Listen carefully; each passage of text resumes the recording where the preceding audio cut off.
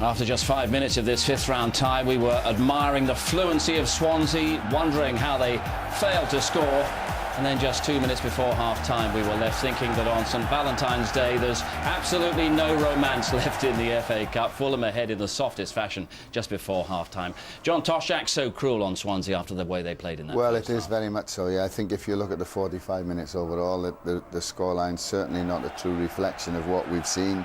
Swansea, for me, a couple of goals better than Fulham. But, I mean, this goal, look, they've gone from 100 to 0.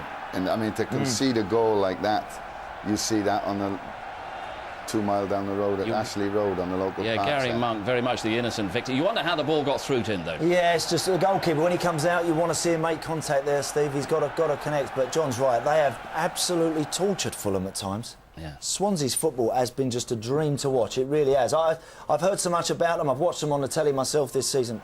They've been better far better in the flesh. If you watch this, we're just going to let this roll. This was the chance that Mark Gower had.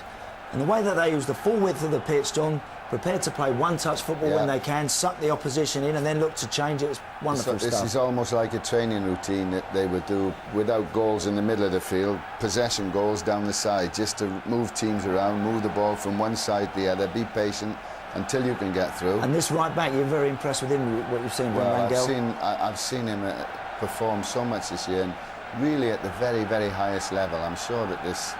Times his run perfect, he's not offside, look. And then, of course, Gower now at the back stick. Well, this is a great chance, a terrific chance. 13 passes later, look at that. Finish.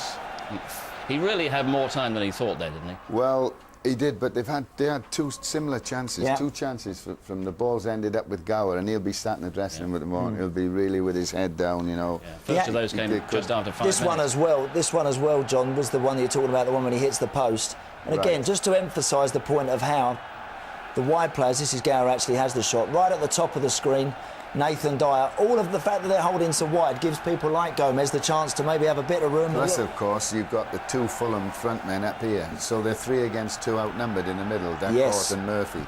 And now, of Gomez course, who picks it up. Again, the switch is on, they get it out wide. Fabulous little first-time ball from Tate. Turn it round the corner.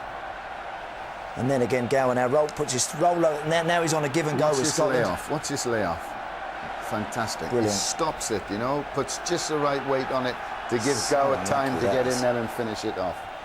Quality football, that is, Steve. I tell you what, that is absolutely wonderful. To play football like that and come so close to scoring and then find yourself 1-0 down to the type of goal that Fulham scored is very, very frustrating. But that's football. It's in the 2 penalty areas where it's won and lost at the end of the day. We just hope that they'll keep believing, they'll keep doing what they do. He won't change anything, will he? No. The unfortunate thing maybe now, Pintado, who in the past has come on and maybe made a difference in this kind of situation, is out of the 16 through injury. So they're going to have to keep pushing on. Well, if you win.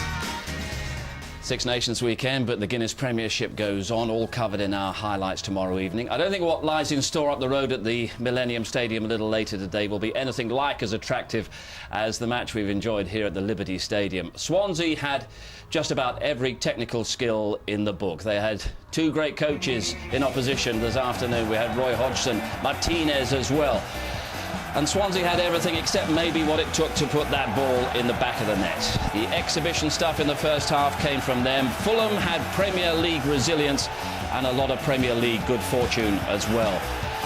But a sublime bit of skill from Jason Scotland gave Swansea at least part of what they deserved. Ned Bolting is with Swansea's Leon Britton and goalscorer Jason Scotland. Well, Leon Britton, Jason Scotland. The result was good. The performance was outstanding, wasn't it? Yeah, we was happy with the performance. I think before every game we always say to maintain our standards. We've done that today, and like I say, it was a great performance. Just unlucky we didn't come away with the win. Another terrific goal, Jason. Pleased with it? Yeah, I'm pleased with the goal. Obviously, we was on the back foot.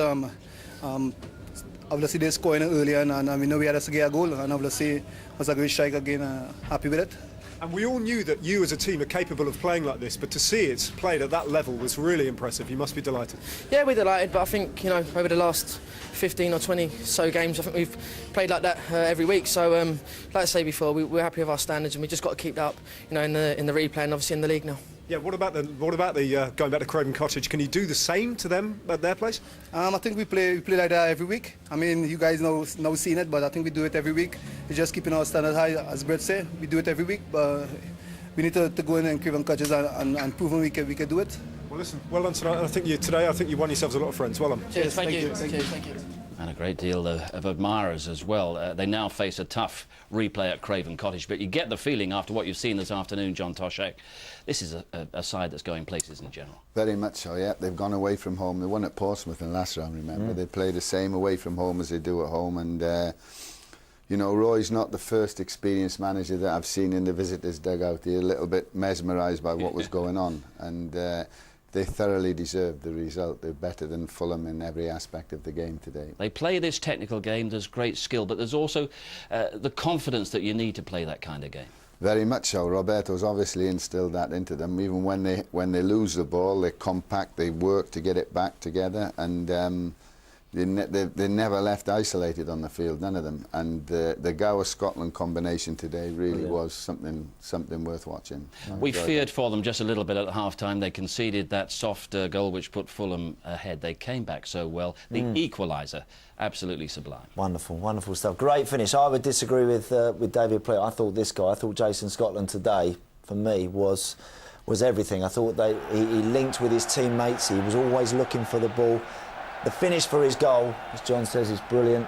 It is that Gower combination, but there, the little drag back, and then he'd sort it out from there and then drill it past Mark Schwarzer. Top stuff. And I just wanted to watch his movement here, because he did this all the game, and it's not conventional championship material for a centre forward. Normally you'd see most of these guys, once they realise the ball's wide, I tell you, 9 out of 10 or 99 out of 100 strikers will just do that. Spin off thinking we're going to be on the end of a cross here, John. Yeah. He just wants to go and look for the ball all the time. I think as well, Fulham would be disappointed. They know Gower comes in on his right foot, you know. Yeah. They know Scotland's strength is his left foot. And you'd be wondering if Fulham defenders, if they'd done their homework, they should have really been forcing Gower onto his left foot. Particularly as this one in the first half, they had the same opportunity. No intention of doing that. He's he off only the field, wants to come to the Gower. ball. That's how wide they go. He's a foot off the touchline. Yeah. He's on the other side of the pitch. And this little clip here, that little ball, reverse pass, was the ball of the game, I tell you. That was brilliant fantastic. layoff, perfect weight on it. But again, Gower, Scotland. This one. It just sits like a bit of backspin on it, you know. Mind you, Lance Gibbs, the other West Indian spin bowler there, the way he done that. And of course, they was unlucky as well, Gower, when they got it out wide. I mean, again, you only got to look at the width that they use, first time passing. Yeah. That little one's an awkward ball at him, and the weight on that one dropped back to Gower. Schwarzer makes a brilliant save, but can't tell you how impressed I was with their movement. They got in behind Fulham, they played across the front of them, they worked their goalie. They did absolutely everything today. Well, the man responsible for plotting and planning this wonderful football that we've seen from Swansea this afternoon. Their manager, Roberto Martinez, and he's with Ned Bolting. Well, Roberto, I'm sure you'll be proud, but I guess, will you be a little bit disappointed too? Well, it's always in any kind of game when you play well, you want to win. But today I think it goes a bit further than that. For us as a football club, we come a long way, and today was a big test playing against a Premiership side. And I wanted our team to be ourselves. And I'm looking at the performance now. We created the better chances. We were very disappointed with the goal that we conceded. So overall, I'm proud of the players, the kind of performance, to be able to be themselves against a very good Premiership side. We know you're on a long unbeaten run, but have you played, I mean, over 70 or 80 minutes, have you played as well as that all season? Well, yes, I think we can do things a lot better. I think we've done. We perform in certain games a bit better. Obviously, the performance has to be good enough to win the football game. So there's always room for improvement. But no, I think the boys today they were themselves. I think it was a spell where once we conceded, it felt that the goal came at the wrong time.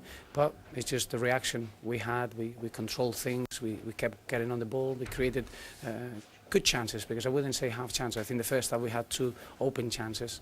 The goal was a fantastic goal against a very good back four, as we all know the record they got in the Premiership. So there are many positives. So delighted that we keep getting better, we keep progressing, and we keep growing.